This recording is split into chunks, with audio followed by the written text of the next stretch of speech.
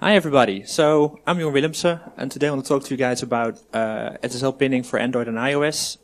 So thank you all for having me here. I was just wondering, before I get started, who of you is active in the mobile field as a pen tester, developer or risk guy, whatever? Okay, who of you is actually involved in the whole pinning process of those hands that were raised? That's just a very few, so apologies for all the others. If I'm very boring, just say so and we'll skip some stuff. And let's just make this interactive as much as possible. I have a lot of stuff. So you'll see a few QR codes which you can scan, which point you to a handout. You can download that. So for the guy that rose his hand at the end that was interested in the pinning part, you can then get all the technical details there. So who am I? I'm Jeroen Willemsen. I work for a beautiful company called Xibia. I'm called a security architect or security coach or whatever you want to call that. I've been a developer for a very long time, still am. Because I think you should combine those things. So it's mostly on helping teams to evolve their security in their software development lifecycle, which kind of makes me an application security specialist, or whatever you want to make of that. So we have a pretty filled agenda here. First of all, I want to talk about, well, should you pin at all? And if so, where should you pin to? Then we want to have the obvious discussion of leaf versus root certificates, whether you should hard-code it or use HTTP public key pinning. Then we're going to talk a bit more about the technical details for iOS and Android, and then some basic verification. There's a handout which you can download at the B-Sides website, which basically gives all the technical details as well, so you can actually use that. So let's start with the beginning, because obviously why should you pin? Well, you have to start somewhere, and that's of course because of TLS. So everybody understands how TLS works, right? I don't have to explain all the details there. If anyone doesn't raise your hand, well, that's good. So basically, when you do your handshake to get the public key where you can encrypt your symmetric key with to do the actual payload encryption, you get a bunch of certificates offered. So you have your leaf certificate, which is signed by an intermediate or directly by a root CA or itself signed, etc., etc. And now somebody wants to do man-in-the-middling there. So basically, he can't because he needs to have the private key of the leaf certificate or something else. Because what if you could compromise your root CA? It's like DigiNotar, everybody knows this story, right? Or what if just somebody makes awful mistakes over there, which happens still a lot. And we'll talk about that a little bit later, as little as possible actually. Or if somebody starts entering rogue certificates in the trust store of your actual device. Well, obviously, you then need to have physical access for some malware running there, so that's a bit of an issue. But the way easier way is just to trick users to installing it, because you can run the most awesome app in your life only if you install this. Otherwise, you pay $60 or 10, depending on the platform, because Androidians, well, they don't pay that much money as the Apple users do on average. So yeah, you can get it for free, but you have to install this profile and this certificate, and everything will be fine. About those mistakes, so in, I don't think if you can see it, yeah, on SSLmate.com you can see the beautiful story of all the things that went wrong, and things that will probably go wrong in the future. So yeah, there's reason to do pinning, but before you're gonna wonder whether you should do pinning, the major question that I hardly see addressed is whether the organization is mature enough. Wait, what? Yeah, because technicalities, I mean coding and stuff and putting some certificate somewhere and running OpenSSL to get some data, that's not hard. The hard part is making sure your certificate can stay where it's at. Because the moment it's no longer there and you're pinning to something that's no longer there, your app stops working. So that's actually the major question you should ask your clients first, whether it's a bank or something else.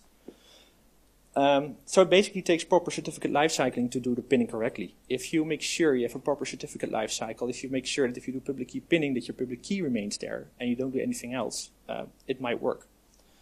But the in-app implementation, so guiding an app developer to do his job right, that's not hard.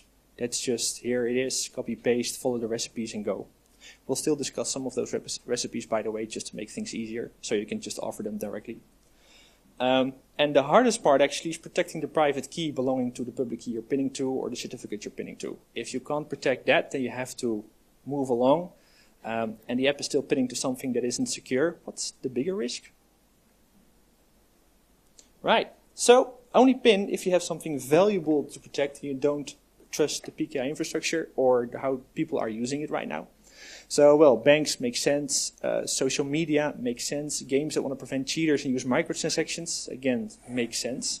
But just your regular Angular conference app, yeah, I don't think it makes sense. So if you're pinning, remember that pinning doesn't protect you against local attacks. If a guy has his hands on your device or has access to the device, pinning doesn't help. It might frustrate him for just 10 seconds and then it's gone. So yeah, that doesn't work. So what should you pin to? So over here, who doesn't recognize what this is? Who does? Can I see some? Right, cool. So this is a certificate, obviously. You can pin to the fill certificate. So you can either put it in a trust store and then make sure that you're pinning to the fill thing, or you can actually do byte-by-byte comparison. I've seen that too. Or you just pin to the fingerprint of the public key information, or the thumb, or directly to the public key itself, or a hash of the public key. And I've seen both over there as well. And how does this compare to one another? So in terms of ease of installation, in the old days, if you just put the certificate in the trust store, that's way easier because you don't have to use specific libraries or specific code or whatever. But lately, the last 2 years, SPKI or public key pinning has become equally easy. There's a bunch of libraries that support that. And the expiry is interesting because when your certificate expires and you have to put a new one there, then obviously that pin won't work. But if you reuse the same public key for your next CSR, so you'll have the same public key again, you can continue, which lead to different type of challenges. So, for instance, if you're pinning to a CA, you might have different certificates for the given CA, and you have to update more often. But now, all of a sudden, if you start pinning to the public key, you have to ask yourself, wait, how long can I use this public key? When should I really rotate? Because I'm in control now. No longer the certificate lifecycle itself is the problem, but I'm the problem now. How much risk do we have? When do we have to rotate? And how do we prepare for that? So leaf versus root certificates. So basically, let's say this is your average PKI infrastructure with, for every root CA, there's another tree basically. And this is yours, your domain. And here's somebody who, well, got some intermediate cert, starts giving out certificates for perhaps your domain as well. And how do you make sure that then nobody gets in there? So if you're pinning to multiple root CAs or a single one, obviously you're still in the same trouble because it's in the chain. You're pinning to that, you can't see that you are in trouble. If you start pinning to a given intermediate certificate, the attack surface is already much smaller. But the problem is, of course, now that you're still not completely in control mostly of that intermediate certificate. So there's issues there. But the cool stuff is that you now can start pinning for multiple subdomains if you have multiple different leaf certificates, for instance. But if you pin to the exact leaf certificate where you want to work with, then it's obvious the safest thing. But now all of a sudden you have to do this for every domain where you have a separate certificate for. So you can hardcode it, which basically means you just put it in your application, say this is the specific pin where I want to pin to, and nothing else. But the moment you rotate your public key or your leaf certificate, it no longer works. So you have a lifecycle problem there. Yeah, obviously you can pack away the future public key, but this means that your organization needs to be ready to stock the other private key of that public-private key pair somewhere else and keep it safe. And obviously I'm talking to security guys right now that think, oh, we can do that. Talk to developers. They can, but you'll have to teach them. So, yeah, if you use HTTP public key pinning, which is beautifully described in this RFC. So basically, you're sending your server sends a header with a bunch of details in there. The most important parts are these two pins. So that's basically the hash over your SPKI. And if it matches with the offered certificate, then you're okay. It's trust on first use, TOFU, so it makes VOFU. If the user spins up the app the first time in a compromised environment, then obviously you can interact with this. And the funny thing is, if you have a mobile application, then obviously the first time you start it, you're entering your registration information, which is often the PII you're trying to protect. So this might be a bit spiffy. But depending on how your app is using and the risks involved, this is actually okay. And of course you need a backup pin. So how do you get the materials to pin? I'm just going to quickly go over this. There's a bunch of OpenSSL commands you can use, and they're also on the handout. You can copy them there or from the slides. So, pinning in Android. Well, the coolest thing is with Android Nougat, you basically get a beautiful network security configuration. It's some XML. When you got your hash, you put it in here, which is basically the thumbprint, and you're good. It's this simple. You can basically define for which domain you want to use it. You include subdomains. You can create a set of different domains to do this. So it's all highly configured. That only works, by the way, if you have Android N running on your device. All right, cool. Because right now, that's just this little part of the pie, and then you have the rest of the world to figure out. Well, if your app is only there for high-end users that have money for new phones, why bother? But mostly when we create apps, you have to take the other one in as well. So how does that work? Before Android Nougat, basically you have to obtain it. You have to load the certificate in the key store. Basically the stuff I already talked about. And then you have a trust manager that trusts it, and then you validate the materials, and you're good.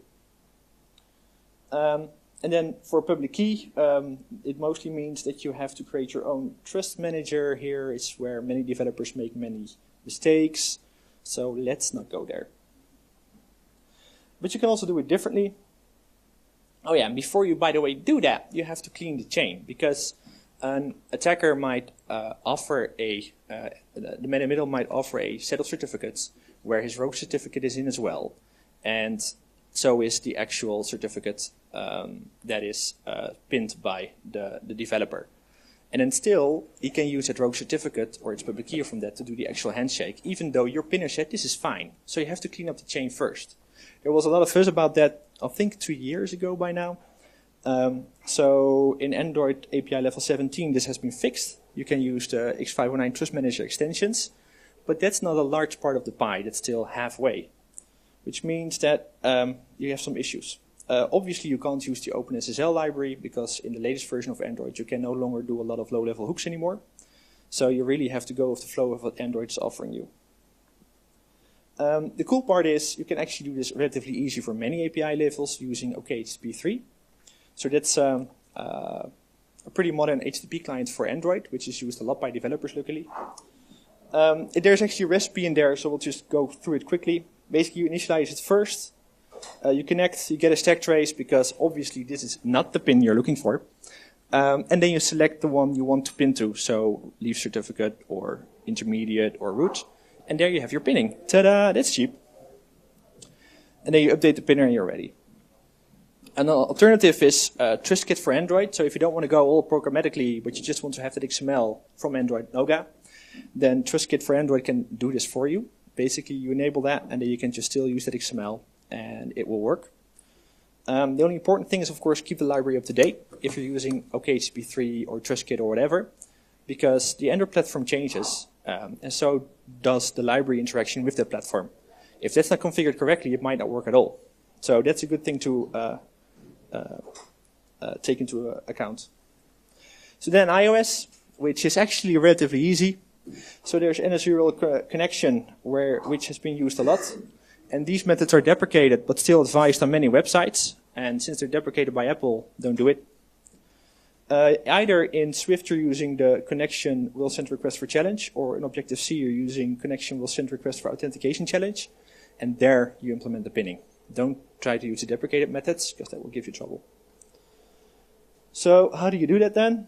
So first you load the certificate in a dir format, because that's what the libraries understand. Then you basically select the certificate you want to pin to using the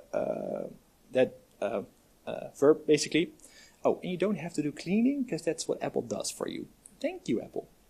And then evaluate server trust, and if everything is fine, verify whether it's the same and move along. Or you can let this be done by a library, which I would still recommend a bit. You can use Elemofier, where you can either say, okay, pin for the certificates or pin for public keys, which makes it relatively easy, because there you just put the stuff in, and then you're fine. The cool thing is it will just look for the certificates in bundles, so you can just put your dir file or your cert file or whatever somewhere in the application bundle. Just don't forget to make sure that it, when it's included, that you select the proper target to include it for, because otherwise this doesn't work. And then you initialize it and you're done. Oh yeah, and there is a funny thing with Elemofier. You have to disable app transport security. security because some of the hooks are overridden with HTML5 is using. So this should be a red flag to anybody that helps mobile developers. This might not be a good idea right now, but I figured they're working on it. All right, AF networking, which is way cooler. You get the public key stored as a SURF file, and then you initialize the operation manager, like over here with a policy. Just make sure it's somewhere in your bundle. Same thing, different day. And then you move along. And then there's another alternative, another trust kit. This is actually the iOS version of the same trust kit.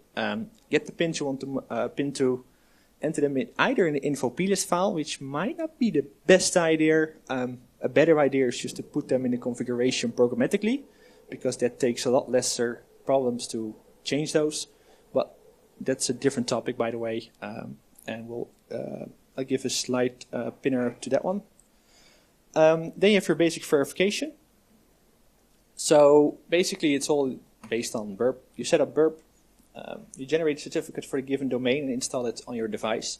So just enter the domain name in the certificate generator for Burp in the proxy settings and then go along. Then proxy your device through Burp and try to connect to the designated domain. If you can, then something went wrong. And if so, try to repeat the same process, but then for any arbitrary host name in your certificate. And if you still can, then something definitely went wrong. And if not, your basic verification is completed. So that basically sums up all of that. And there's lots more for those who are interested in the mobile space. But I would invite you to go over here to the OWASP Mobile Security Testing Guide. A lot of people are working on that, and I would really love you guys to help us there, to collaborate, to add more stuff to it, to review stuff. Because in the end, this is something that developers are using right now as well, which speeds up the ecosystem quite well. So that's it.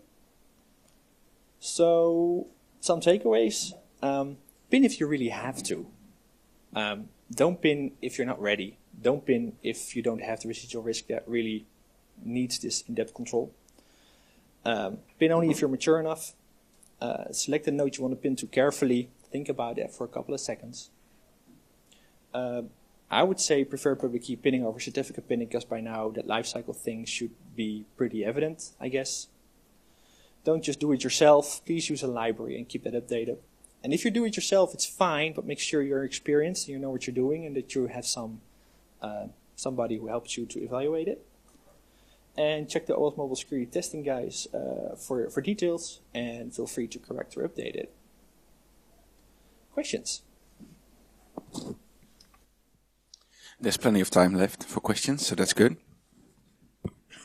Great talk, by the way. So a question about iOS specifically. I think it was iOS 8 or 9 where ATS came out. And it crashed a whole bunch of apps because developers were looking at it and, I can't connect anymore. So do you see anything coming in, say, iOS 11 or 12 in the next versions that could be as disruptive, specifically for this pinning issue? That's hard to say, because there's betas coming out where we can start evaluating stuff, but you'll find out sometimes the hard way in the end. There's, I'm pretty sure stuff will happen, because what Apple is trying to do is trying to create a secure ecosystem for app developers that don't want to do these kind of things, but just make it work out of the box. And then the real problem is mostly not necessarily the developers, but it's the people that run our servers where they connect to, that all of a sudden aren't aligned anymore in the latest and greatest guidelines for Apple how to configure your TLS configuration. I think that's the major challenge. So it's more the server developers that have to be worried less than the platform developers, so to speak. In that sense, definitely. Okay. So having an early beta and start testing it is really recommended, not just for the app developer, but also for the opser that, or the developer that takes control of the server or infrastructure. All right, thank you. You're welcome.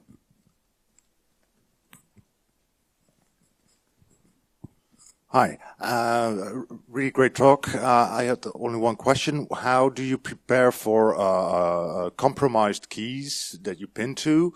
I heard people talking about a pinning to a second certificate or public key. How do you feel about it, and how do you think it can best be implemented? I think overall using public key pinning is the best way to go, but that means that you have to have separate public keys ready. So the actual challenge in pinning indeed is storing the secondary private key somewhere. or the combination of things, and make sure you deploy that correctly and not something else. So you can have multiple public keys already stored in your app. That's not a problem. But the real challenge is always managing those private keys. I think it's a great idea. You should always do that, because everybody hopes that the app will be updated correctly so that users will download the new version, but they won't. Even though the app is telling you, you have to update me, otherwise it won't work. Then first they'll start complaining in the Google Play Store. It doesn't work. Because they haven't read the notification because it's too much text in there, or it's unclear to them because they're just impatient. So in the end, having those multiple public keys is the best thing you can do, but really make sure you're mature enough to handle the private keys there.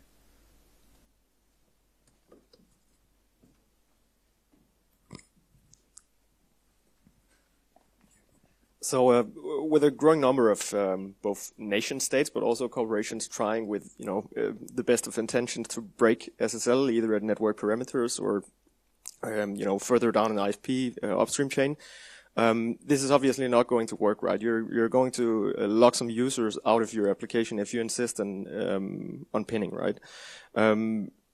If you use something like, let's say, TrustKit, or implement the Trust Manager in Android, you would have the flexibility to make this a modal choice, right? So you test against the certificate you're trying to pin, and then you give the user a choice saying, we can see that someone is actually trying to intercept your connection. Do you want to trust this connection or not? And then, kind of give the user the alternative to continue or not.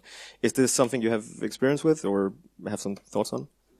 We did try that because with OKHTTP you can of course have multiple clients, one configured with pinning and one without. But customers will just click OK. And that was just a simple experiment for ourselves. We offered it to a PO of a team that we were working for, and he was like, "Look, what did I just do?" And that was a security-minded PO. So the idea is great. But overall, I think if you manage your public keys correctly and your infrastructure correctly, the cutout of users won't be that much. But users aren't ready to make those decisions, because all we educated them, at least in the Netherlands, is if that key is correct on your website, you're fine. And on apps, your device is great, everything is fine. We won't understand. Thanks. Anyone else? And if not, thanks, Jeroen, for your session. You're welcome.